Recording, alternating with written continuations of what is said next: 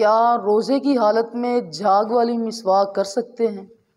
تو علماء احناف فرماتے ہیں کہ مسواک کرنا یہ سنت رسول عربی صلی اللہ علیہ وآلہ وسلم ہے۔ جس طرح عام دنوں میں مسواک کرنا سنت ہے، اسی طرح روزے کی حالت میں بھی مسواک کرنا سنت رسول اکرم صلی اللہ علیہ وآلہ وسلم ہے۔